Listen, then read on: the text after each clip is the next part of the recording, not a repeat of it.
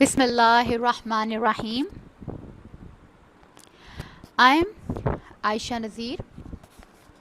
The topic of today's lecture is parameterized constructor and copy constructor.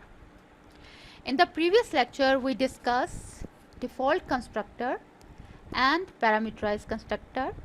In today's lecture, we will see the parameterized constructor with a real-world example and reinforce the concept. And after that, we will see the copy constructor. So let's get started.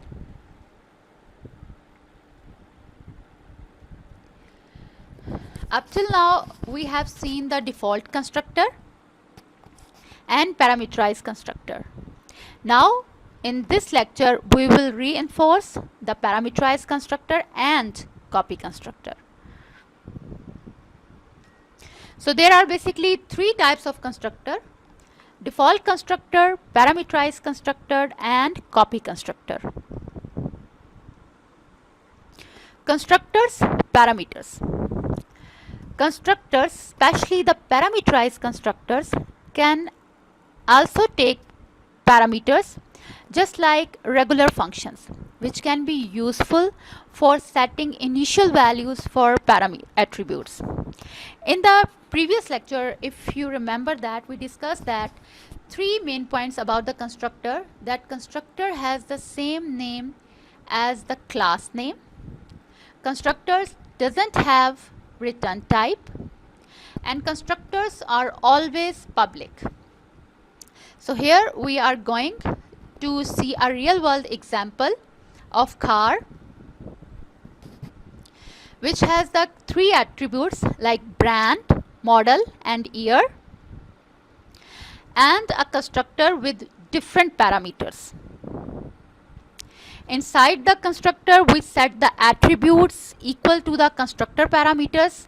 For example, the brand would be equal to X. When we call the constructor by creating an object of the class, we pass parameters to the constructor, which will set the value of the corresponding attributes to the same.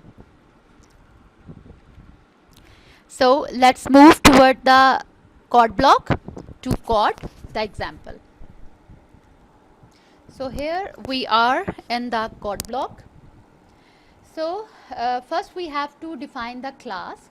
So let's define the class. Class car.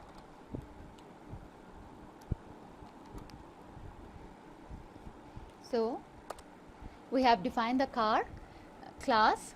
Next is we have to define the access specifier. So we will define the public, and under the public access specifier we define the three attributes, data members. The one is brand, the second one is model, and the third one is year. So these three are the attributes, data models. So now we have to define their data type. So year would be of int data type, while the model would be of string data type, while brand would be again string data type.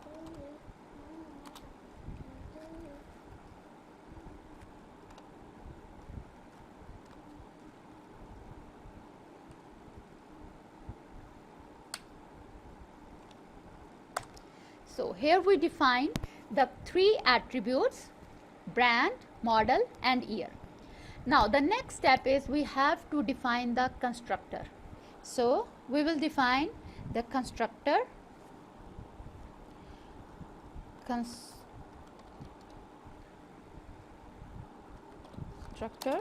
with parameters. So we will define the car, same name as the class name, and then followed by the parenthesis, and then we define the three parameters as we have three attributes. So first one is, for example, string X, second one is again string Y, and the third one is int z.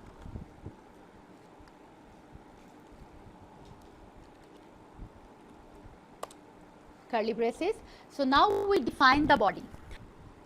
So in the body, what we will do, that we have to make a mechanism that whatever the value passed in X, it will forward, it will pass to the model brand, and whatever the value is passed to Y, it will passes to model, and when we pass the value to the parameter Z, it passes to year.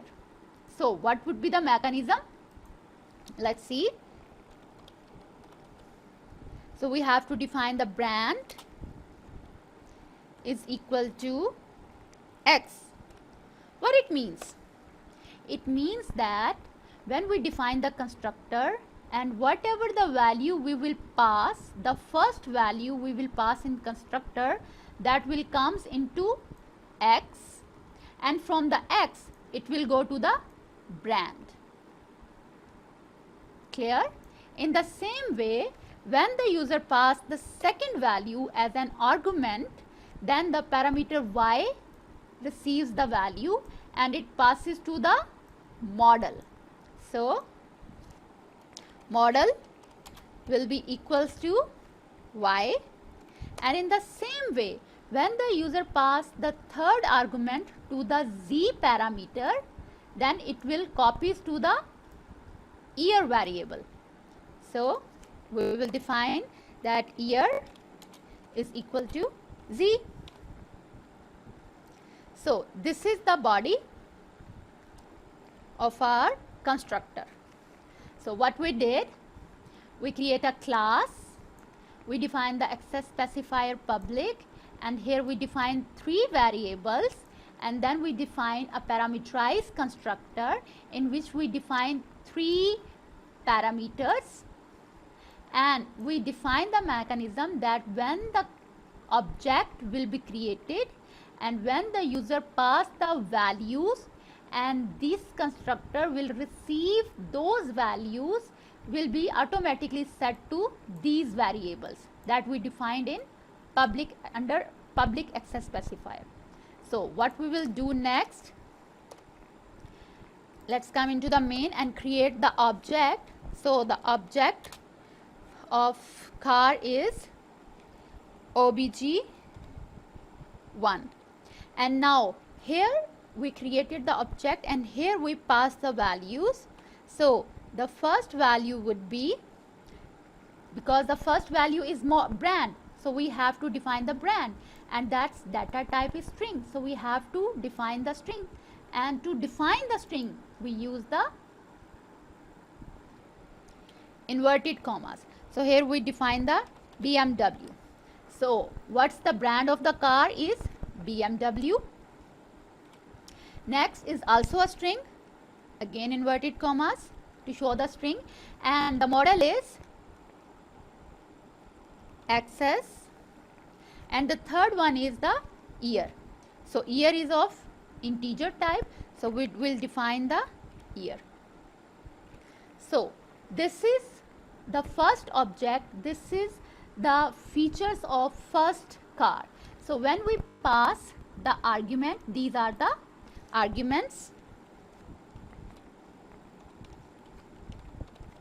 So when we pass these 3 arguments, these 3 arguments goes to the car constructor. BMW copies into the X, XS copies into the Y, while the 1999 copies into the 6 Z. So automatically the value comes in X will be copied into the brand, and value coming to the Y copies into the model, and value comes into the Z will copied into the year. So let's create another object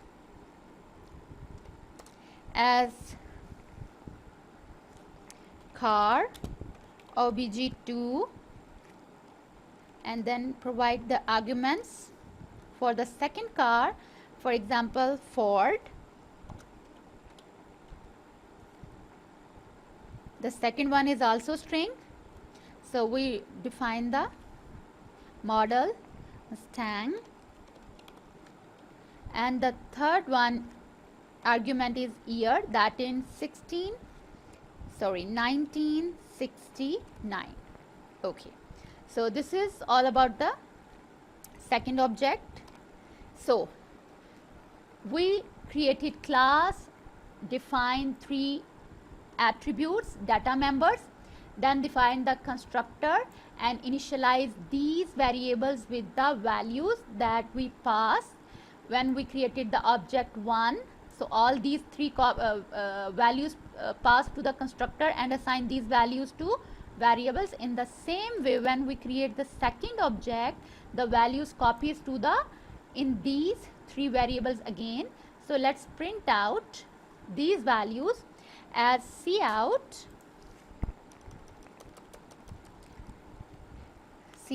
insertion operator, and then car. We will define the object, obj1.brand. The second one, insertion operator, and to define the space, we will give a space, and we will give the second attribute, that is obj1.model, and then again insertion operator, and then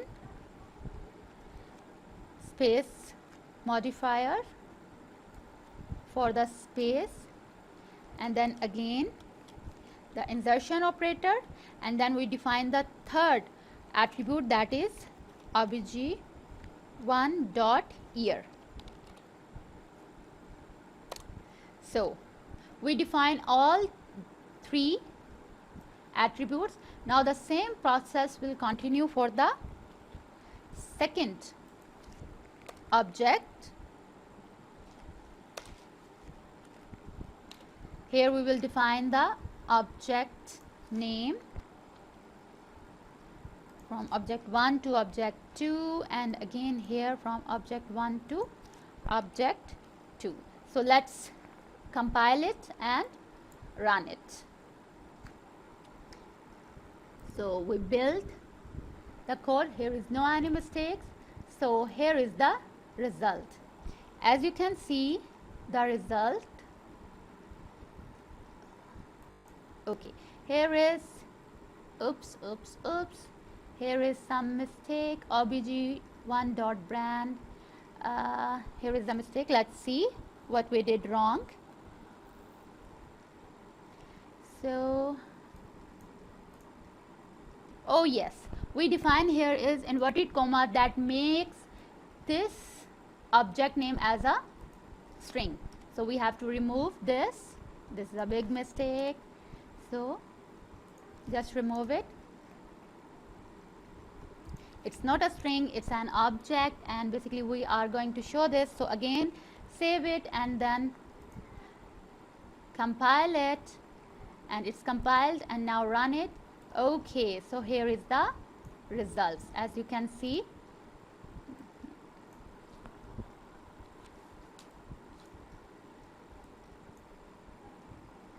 BMW XS 1996, and again the second object. So this is known as the parameterized constructor. Okay, so this is the result. Just like functions, constructor can also be defined outside the class. We define the constructor inside the class. We can also define the constructor outside the class. So what we have to do? So first declare the constructor inside the class, and then define it outside of the class by specifying the name of the class. Right? We have to define, as we did with the functions, the same way we have to define only the constructor in here, and we will define the body, the full definition outside the class, followed by the scope resolution operator. As you know that if you remember that we studied two different types, two different uses of scope resolution. The one is we use scope resolution when there are two variables with the same name. The one is the local variable and the other one is a global variable, and both have the same name. So to tell the compiler that which variable actually we are calling, so we have to use the scope specifier. And the second use was that if we want to access the members, the functions that are outside the class, then we use the scope resolution operator followed by the name of the constructor, which will be the same as the class name. So to define the constructor outside the class, what we will do, we simply have to remove the body from the inside, cut it, and we will define it outside the class. So here is the class ends, and we will define the body here and finish this one, and we will define the end statement here. So this is the your constructor declaration. So let's write here as constructor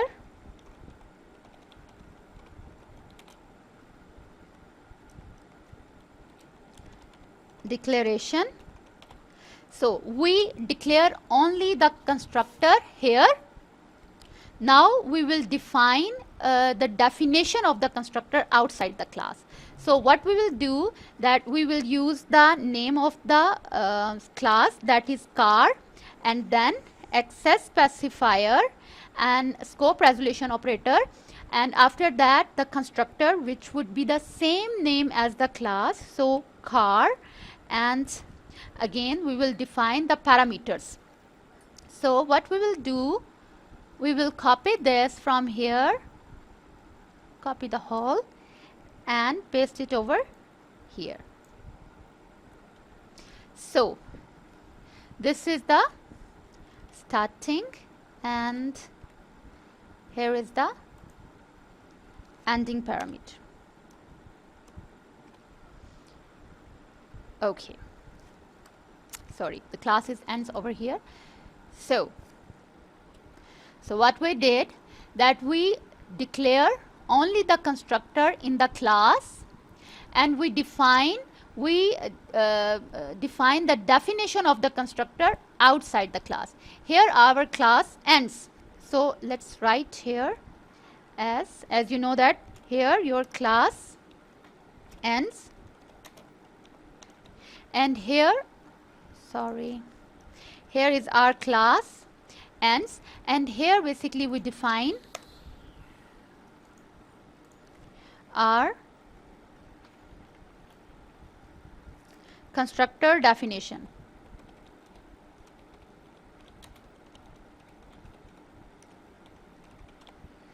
Constructor definition.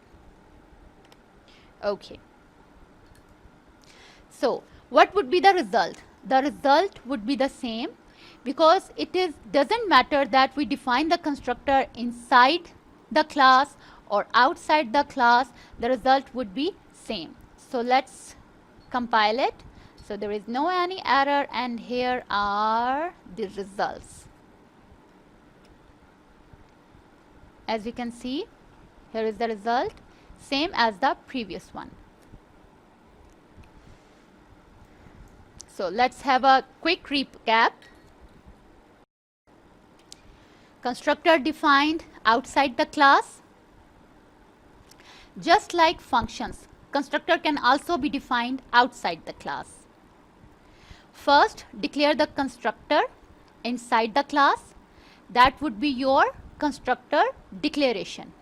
And then define its body, its functionality outside of the class by specifying the name of the class, followed by the scope resolution operator, followed by again the name of the constructor, which is the same as the class, and then all the parameters as we have seen in the previous example. This is all about the parameterized constructor.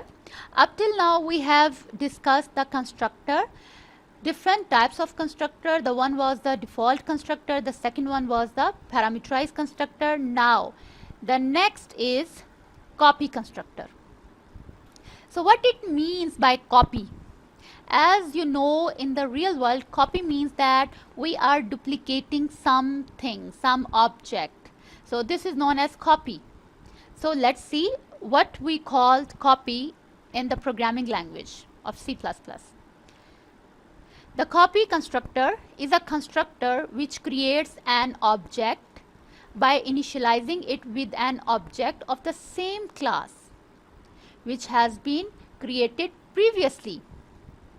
It means that for a class, when we created one object, so if we want to create the copy and create the same object like the previous one, so we create a new object and create a copy of that object. We have created an object, and if we want to create another object which has the same characteristics like the previous object, we create a copy of that object to have the same functionality as the previous object has. A copy constructor is a member function which initializes an object using another object of the same class. Copy constructor is a type of constructor which is used to create a copy of an already existing object of a class type. It is usually of the form as X, where X is the name of the class. X, what is it? This is the reference operator, and we call it in the C++ language as address of. So the compiler provides a default copy constructor to all the classes. Why we need copy constructor? Basically, copy constructor is used to initialize one object from another of the same type, means belongs to the same class. So we create the copy of one object that is already created before.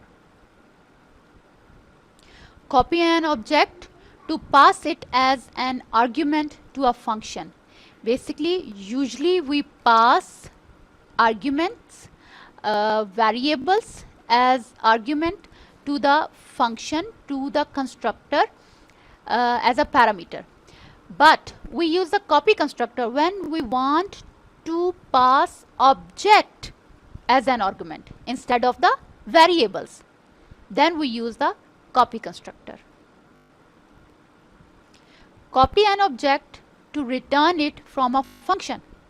Usually we created function and it returns some values, but we use the copy constructor when we want that some function returns an object. Then we use the copy constructor.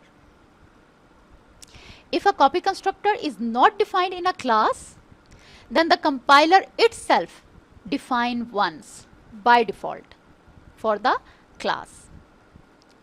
If the class has pointer variables and has some dynamic memory allocation, then it is a must to have a copy constructor. Two main scenarios in which we need the copy constructor is, one is the pointer variables, and the second one is when we are allocating and deallocating the memory. So what are the pointer variables? Let's understand it with an example. Usually when we define variables like int x is equal to 5, so this x occupies a location in the memory. This is a location. The location address is 1000. In this location, in this box, we define the value of x. This box name is x, while the value is 5. The memory address of this box is 1000. While the second type of variable is pointer. So we define the pointer as int because its data type is int, because it points to some memory location of a variable. For example, when we defined int pointer and p is equal to reference of, means p has the address of x. This ampersand sign defines the address of x. So what is the address of x? 1000. So what comes in p in the pointer variable? 1000. So this is called the pointer. Basically, pointer points to the memory location of some variable. So that's why we use the pointer. The benefit of using the pointer is that we are not actually using the variable. We are using the memory location. So when we use the pointer variable, it means that the compiler, the programmer asks us to go to that location and access the variable from that location. So when there is a pointer variable and when there is a dynamic memory allocation, then we use the copy constructor. So let's see the syntax of copy constructor. So how we will define the copy constructor in the class? First we have to define the class name, and then we define the keyword constant.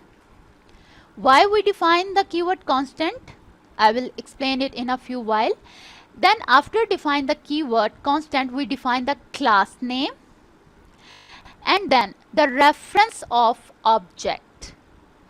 It means that we are going to create the copy of the previous already created object that we already created in our class.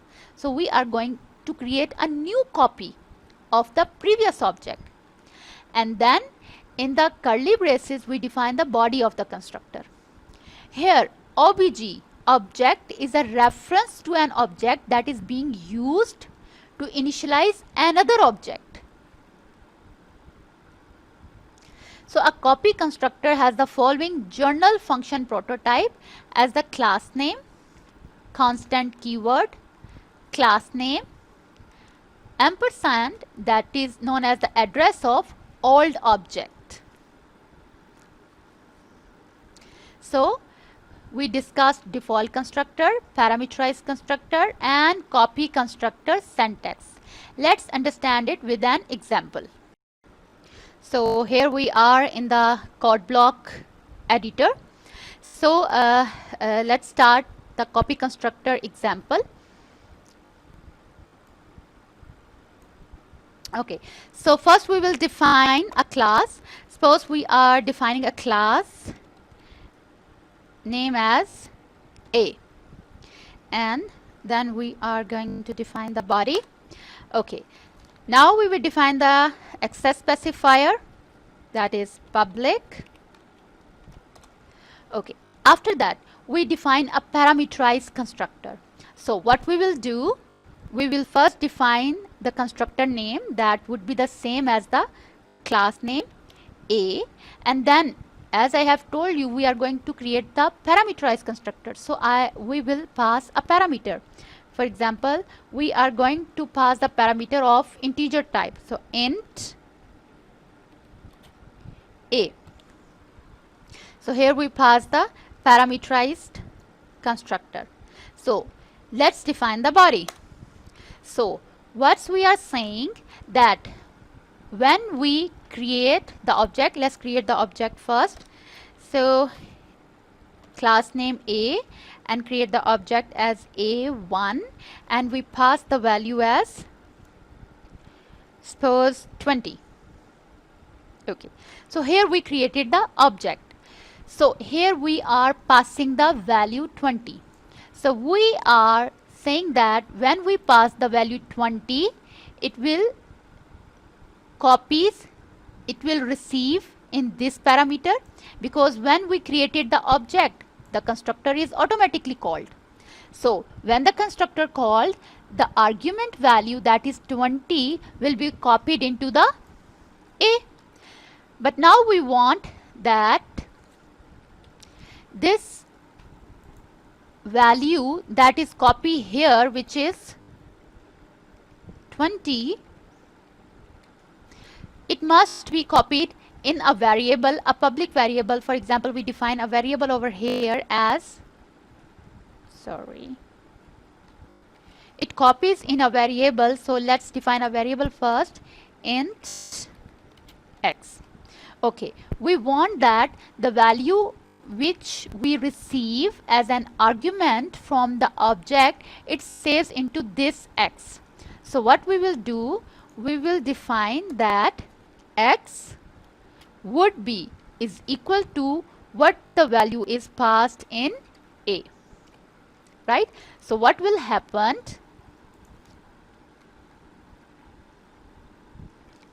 that the value, when we created the object, the constructor is called, and the value, that the argument we passed 20 will be copied into this parameter, and we says that the whatever the value is in A would be copied in X, right? So this is a simple syntax of parameterized constructor. But now we want that as we created this object, we want another copy of that object. In the same way as you have two same pencils with the same color, you have two bicycles like the same features. In the same way, we have two objects with the same characteristics, with the same feature. So what we will do, we will define the copy constructor. So first we will define it constructor. Okay, so now we are going to create copy constructor. So how we will define the copy constructor? First of all, we define the class name as A, and then in the parenthesis we will define again the class name A. Basically we use the class name again A just to make the copy of the class A's constructor.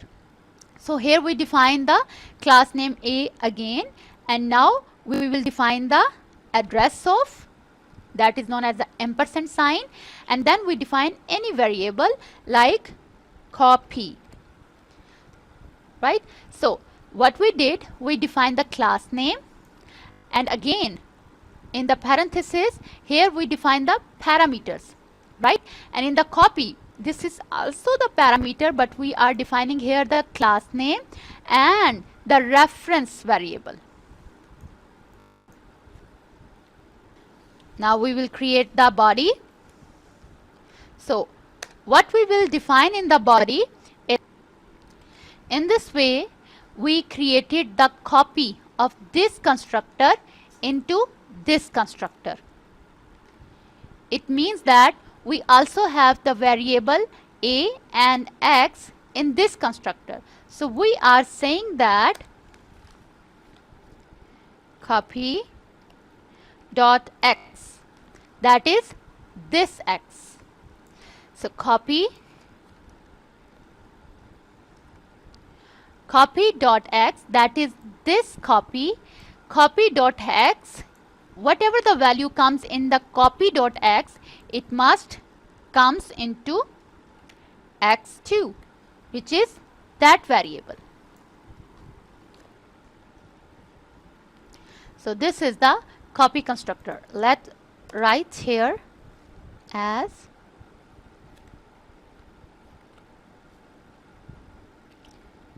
copy constructor. So this is a parameterized constructor, and this is a copy of that parameterized constructor. So whatever the value in this A which is assigned to X will also be the copied from X to this X and from this X to this X. So how we will call this constructor?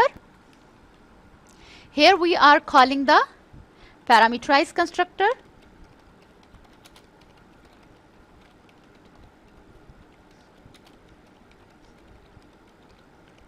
And now we are going to call copy constructor.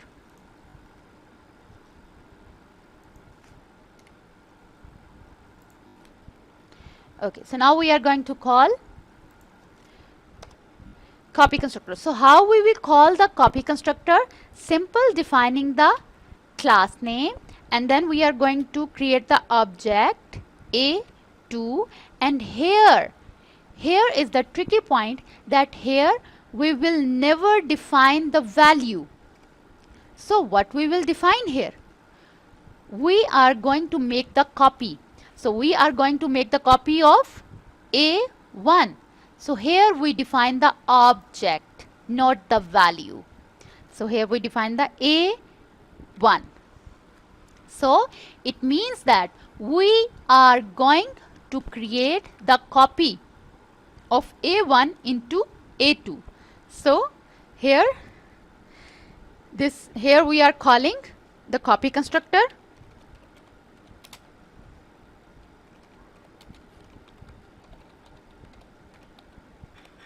So this is a very simple example of copy constructor. So let's print out the statement as cout. So what we will do, we will print the value which is in A2. So what would be the value in A2? As A1 has the value 20, and we are going to create A2, that is the copy of A1. So if here is 20, then here will also be 20 in A2, because it's a copy of A1. So how we will print it? As A2 dot, what is the parameter name? X. So we will define X here. A2 dot X. Let's compile it. Okay, it's compiled. Here is no any error, and then run it. So here is the output, as you can see. Oops. Here is the output. 20. As you can see, this 20 is in A1, not A2. But here we create the copy, so it comes in A2 too. So basically it's the output of the copy constructor. So this is an easy example to understand the copy constructor. Here we created an object. So we created a copy constructor that's create another new object, which is a copy of the previous object.